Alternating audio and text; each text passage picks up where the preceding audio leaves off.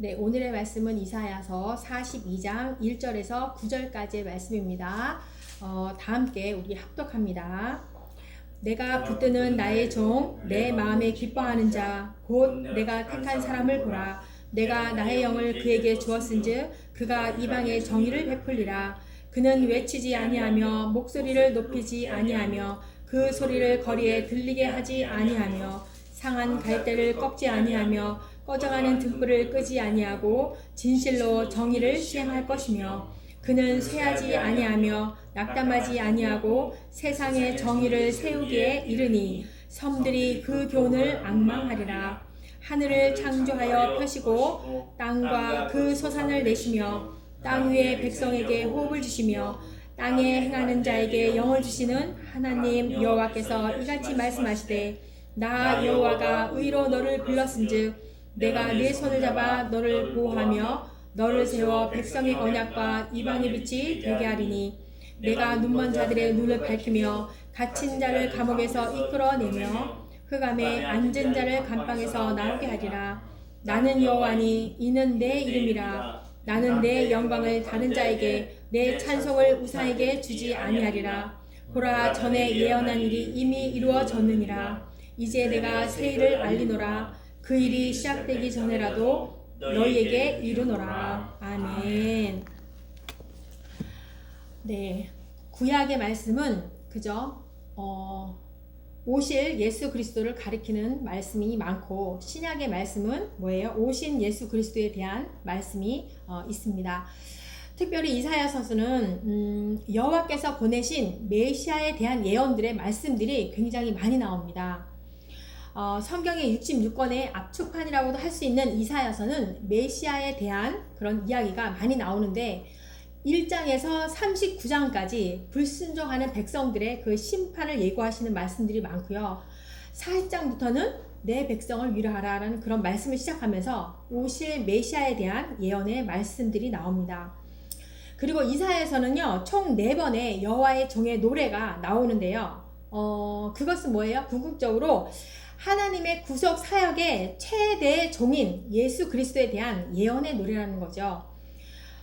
우리의 인생에 있어서도 마찬가지로 가장 희망적인 노래가 무엇이에요? 우리가 영원토록 예수를 노래하는 것이 우리에게 희망인 것입니다. 그쵸? 그래서 이제 이사야서에서는 4번의 종의 노래가 나오는데요. 첫 번째와 두 번째 노래는 예수 그리스도가 여호와의 종으로서 택함을 받아서 영광을 받으실 것이고 그가 세울 그 나라의 영광의 노래를 말씀하고 있는 거예요. 그리고 세 번째와 네 번째 노래는 예수님께서 여호와의 종으로서 당신의 백성들을 구속하기 위해서 당하신 고난에 대해서 노래를 하고 있습니다. 그래서 특별히 네 번째 종의 노래를 고난받은 종의 노래라고 이렇게 알려져 있기도 합니다. 근데 오늘 본문의 말씀은 첫 번째로 여호와의 종의 노래예요. 그러니까 첫 번째 여호와의 종의 노래를 통해서 하나님께서 우리에게 하시고자 하는 그 말씀이 무엇인지를 살펴보게 되겠습니다. 1절 말씀. 내가 붙드는 나의 종, 내 마음에 기뻐하는 자, 곧 내가 택한 사람을 보라. 내가 나의 영을 그에게 주었은즉 그가 이방의 정의를 베풀리라. 네, 여기 본문에서 여호와께서 나의 종이라고 하면서 소개를 하지 않습니까? 나의 종은 그러면서 메시아는 어떤 자이고 또한 메시아는 어떤 모습으로 어떠한 성품으로 올 것이라고 말씀을 하고 있는 거예요.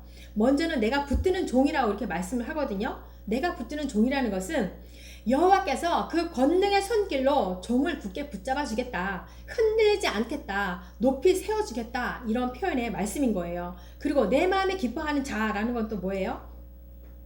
레위기에 보면은요 하나님이 기뻐 받으신다 라는 그 단어와 지금 여기에서 내가 기뻐하는 자다 라는 말씀하고 동일 단어입니다. 그러니까 하나님은 흠이 없는 재물을 받으시고 하나님께서 기뻐하는 자라고 이렇게 말씀하는 것은 하나님이 받기에 부족함이 없는 상태, 즉 완전하고 완벽한 재물의 모습을 갖고 있다라는 그런 의미가 이 속에 담겨져 있습니다. 그리고 마태복음 3장 17절에 보면은 예수님께서 요단강에서 그 세례 요한에게 세례를 받으실 때도 하늘에서 이런 말씀이 들리죠. 하늘로부터 소리가 있어 말씀하시되 이는 내 사랑하는 아들이라 내 기뻐하는 자라 하시니라 이렇게 말씀합니다. 그러니까 예수 그리스도께서 우리의 대제사장이 되셔서 완벽한 지위와 완벽한 모습을 소유하고 있다 이렇게 말씀을 하는 것입니다. 그리고 또 뭐라고 말합니까? 내가 택한 사람이다 이렇게 말씀하십니다. 그러니까 이 말은 어떠한 일을 하나님께서 어떠한 일을 성취하기 위해서 내가 신중하게 선택해왔다 이 말이 포함되어 있는 거예요. 그러니까 이렇게 선택한 여호와의 종이 여호와께서는 자신의 종에게 능력과 권능을 베풀어 주실 것이다 이렇게 약속을 하는 겁니다. 그러니까 이렇게 당신이 붙들어주고 기뻐하는 자이고 택한 종 이렇게 당신이 세울 종을 이렇게 소개를 하면서 내가 나의 영을 그에게 주었다 이렇게 또 말씀하는 거예요. 그러니까 여호와의 종이 어떤 자라는 거예요? 자신의 뜻대로 자신의 힘으로 자신의 능력으로 살아가는 자가 아니라 하나님께서 붙들어 주셔야 되고 기뻐하는 자여야 되고 택한 자여야 되고 하나님의 영을 받아서 하나님의 권능과 그런 도움으로 하나님의 일을 감당하는 자가 바로 하나님의 종이다. 여호와의 종이다. 이렇게 말씀하고 있는 겁니다. 네, 우리는 신앙생활을 하면서 소명이 우리에게 주어집니다. 그 소명이 우리에게 주어졌을 때 무엇을 하려고 할 때 저는 부족합니다. 나는 연약합니다. 나는 감당할 수가 없습니다. 그 마치 모세가 얘기한 것처럼 이렇게 얘기할 때도 있습니다. 그쵸? 이것은 마치 하나님의 능력을 무시하는 교만이라고도 할 수가 있는 말이고요. 또 우리가 여러 가지 사역을 할 때에도 마찬가지로 나의 재능과 실력과 경력으로 이렇게 우리가 잘할 수가 있어요. 물론 잘할 수 있어요. 제가 가지고 있는 능력과 실력으로. 그런데 저는 이렇게 말할 수 있습니다. 하나님께서 붙드시고 기뻐하는 일이 아니라면 그렇게 해서 일이 마무리가 잘 되었다 하더라도 마치 성공을 하였다 하더라도 나의 영광이 드러나는 것이고 하나님이 기뻐하지 않는 거라면 아무 의미가 없는 것이다. 결국 실패한 삶이라고 저는 그렇게 말할 수가 있습니다.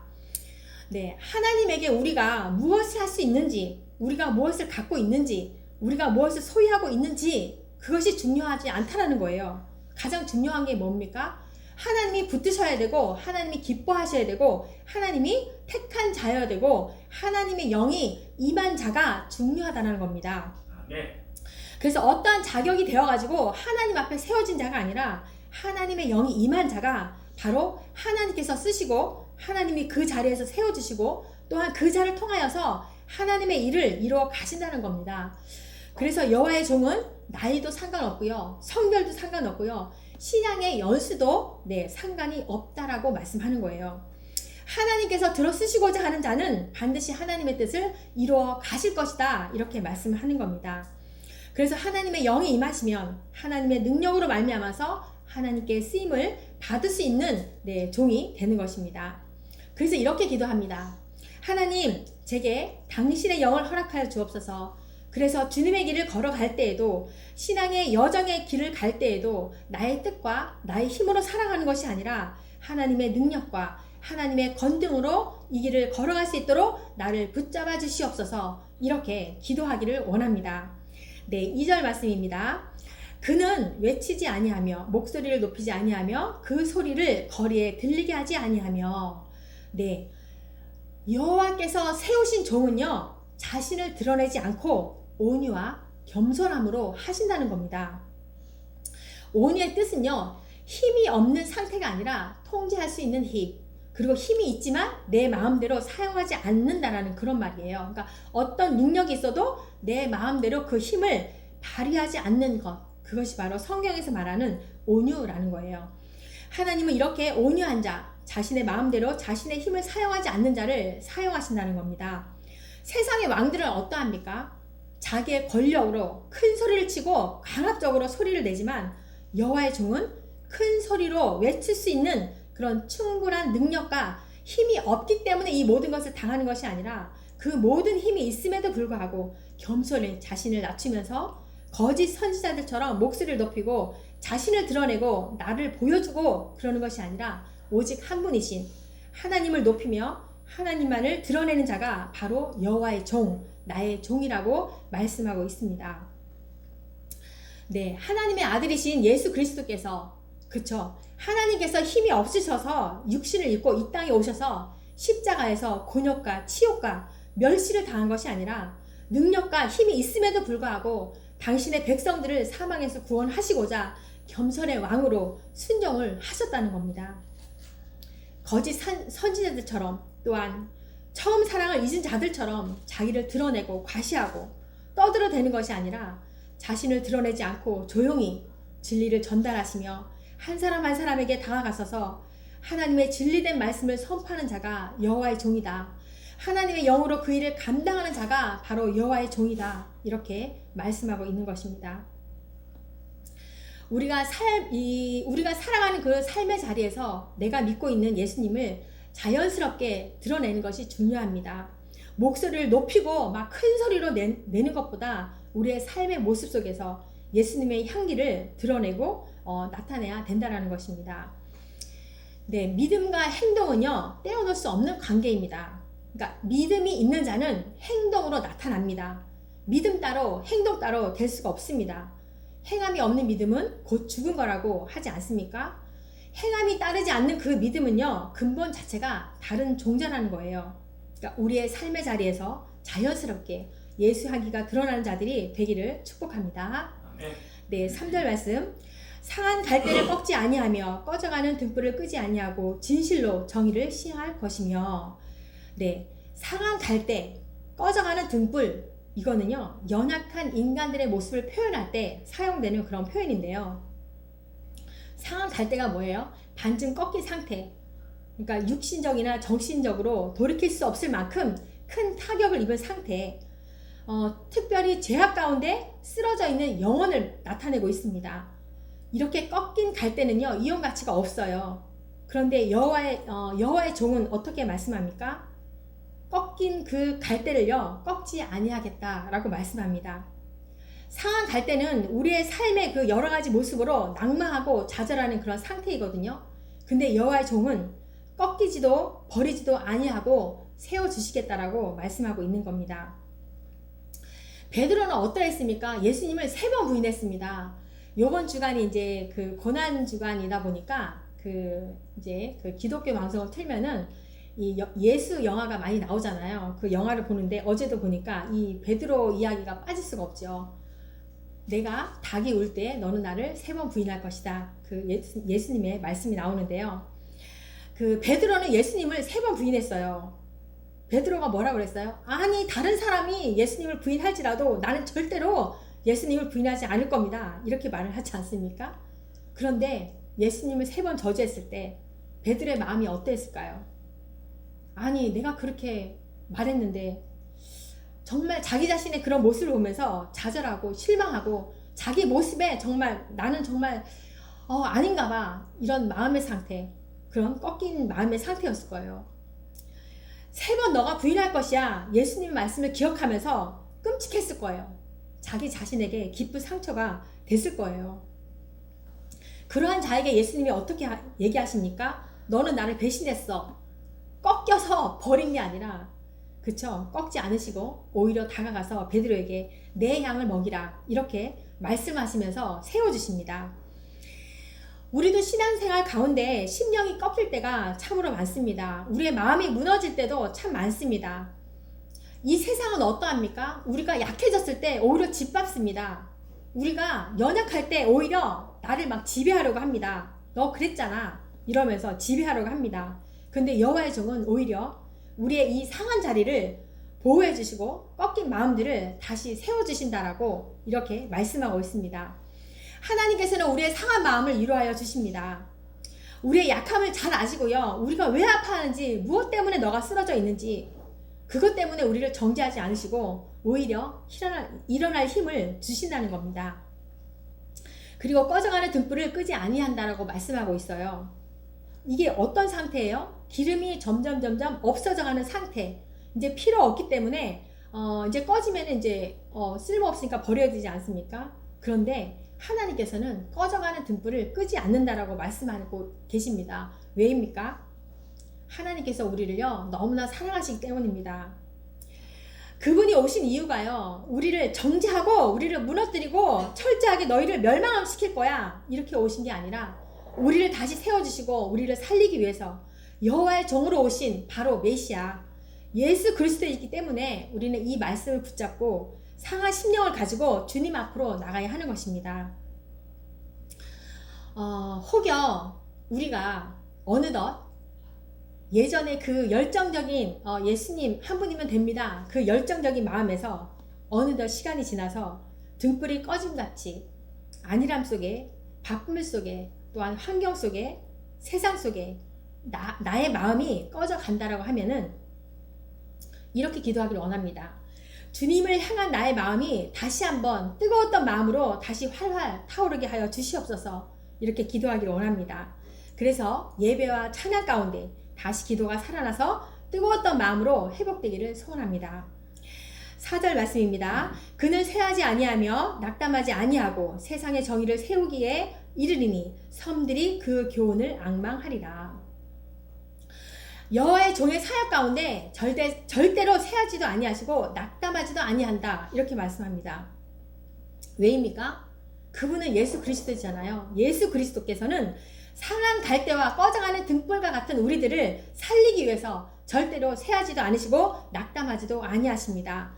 섬이라는 것은 세상 나라를 가리키는 거고요. 교훈은 곧 예수님이 전하는 메시지, 그러니까 복음을 가리키는 말인데요. 예수님의 사역에 있어서 당신의 백성들을 구원하시기 위해서 요한복음 19장 30절 말씀, 그 예수님께서 십자가의 사건으로 말미암아 다 이루심으로 말미암아서 많은 고난에도 불구하고 끝내는 승리할 것이다. 구원의 목적을 성취하기 위해서 나는 강하다. 이렇게 말씀하고 계시는 것입니다. 네, 우리는 힘이 없고 능력이 없지만 여호와의 종은 꺼지지도 아니하시고 꺾이지도 아니하시는 그분이시죠. 그분만을 우리는 의지하는 것이고 우리가 믿는 분은 절대로 능치 못하시는 일이 없으신 분입니다. 그런데요, 우리 전체 인생을 바라보면은 우리가 항상 끊임없이 의심 없이 살아갈 수가 있습니까? 어때요? 오늘 엠마오로 가는 그 두 제자도 마찬가지로 예수님 곁에서 그죠? 그렇게 많은 말씀을 들었음에도, 하늘의 복음을 들었음에도 불구하고 예수님이 곁에 있는데도 예수님을 알아채지도 못했지 않습니까? 마르다도 마찬가지예요. 그리고 이스라엘 백성들도 그렇고요. 끊임없이 또 돌아가면 의심하고 원망하고 반복되어지는 그 모습들, 마치 우리의 모습들도 마찬가지입니다.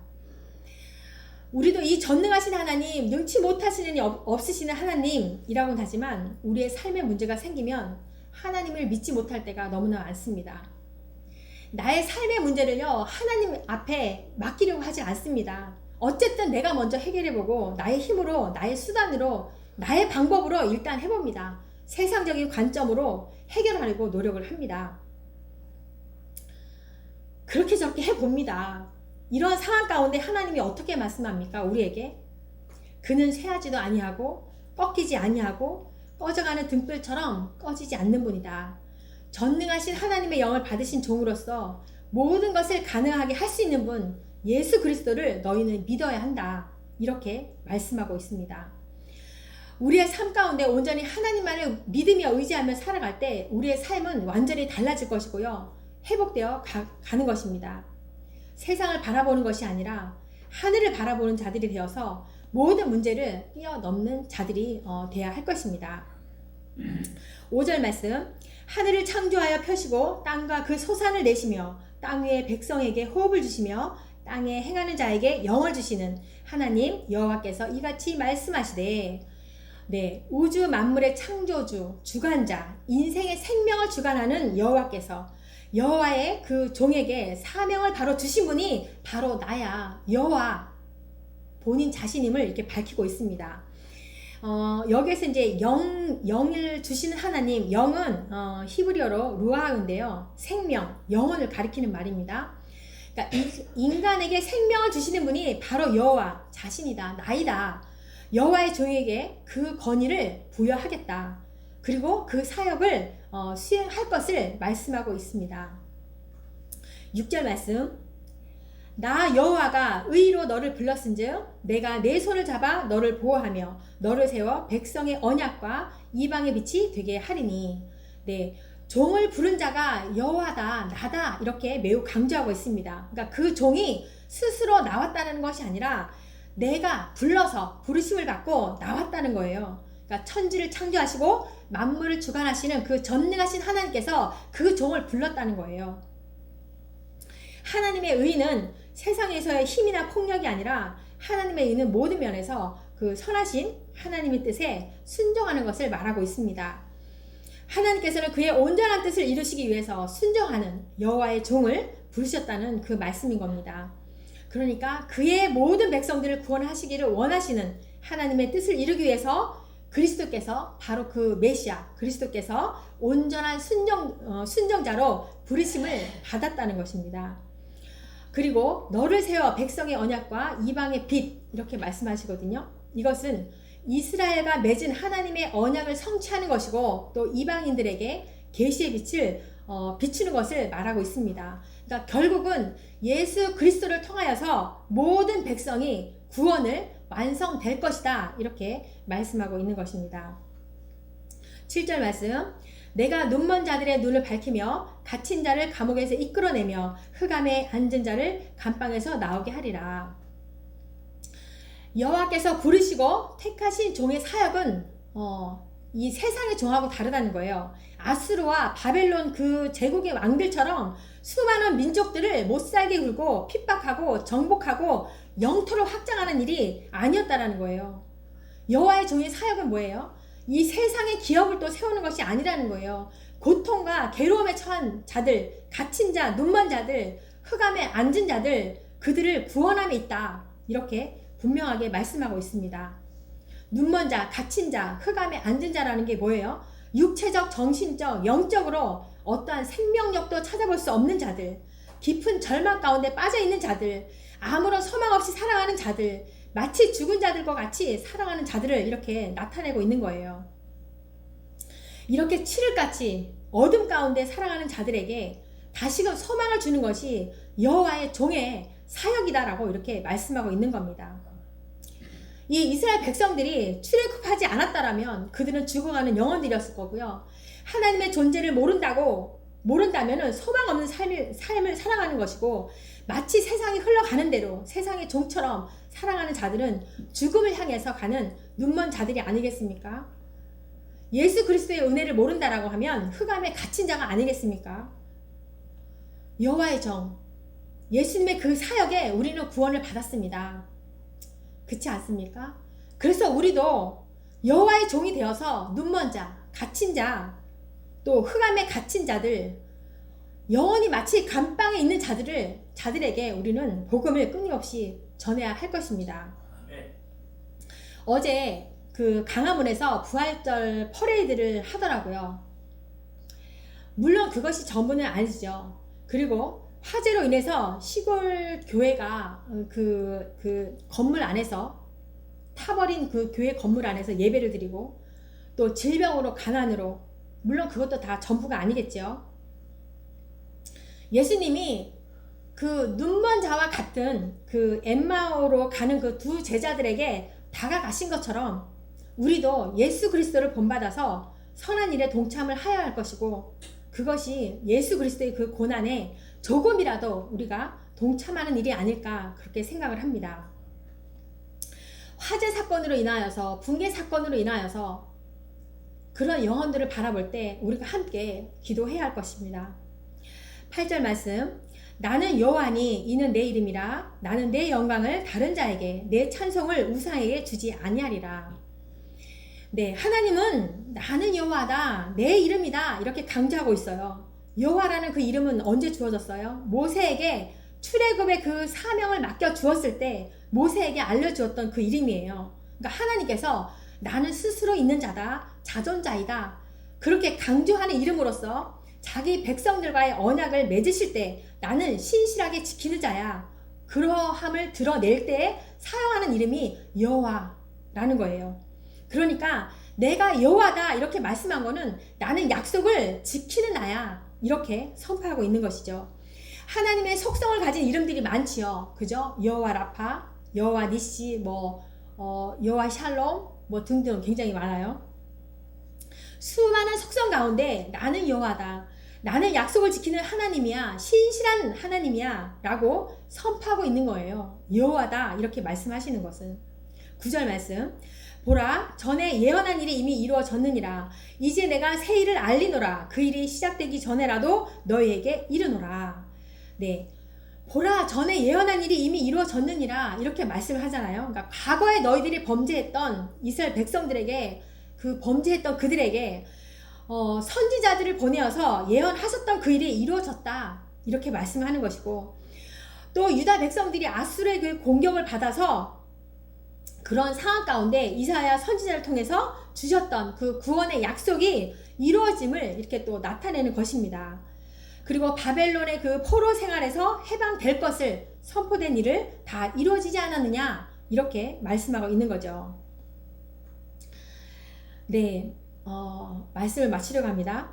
나는 약속을 지키는 하나님이다 이렇게 하시면서 우리에게 전하고 계시는 거예요. 이 말씀을 통해서 여호와의 이름으로 너희 삶 속에 신실하게 약속을 지킨 나 여호와, 앞으로도 여호와의 이름에 맞게 나는 약속을 너희들에게 지킬 것이다. 그러니 너희들은 나를 믿어야 할 것이고 나를 바라봐라 이렇게 우리에게 말씀하고 있는 겁니다. 하나님의 예언이 온전히 우리의 삶 가운데 이루어짐을 선포하면서 나갑시다. 하나님의 말씀이 우리의 삶 가운데 이루어진다라고 그 믿음을 가지고 우리가 살아가는 그 삶의 자리에서도 그리스도인으로, 또한 하나님의 종으로 부끄럽지 않는 삶을 살아가는 저와 여러분이 되시기를 축복합니다. 아멘. 아멘. 하나님 감사합니다. 상한 갈대 같고 꺼져가는 등불 같은 저희들을 살려주시고 십자가에 죽기까지 저희를 사랑하여 주셔서, 또한 우리에게 소명을 주시고 여호와의 종으로 불러주셔서 진리를 선포하게 하시며 여호와의 영광을 드러내며 살아가는 저희들이 되게 하여 주옵소서. 온전히 감사를 드리며 예수님의 이름으로 기도합니다. 아멘.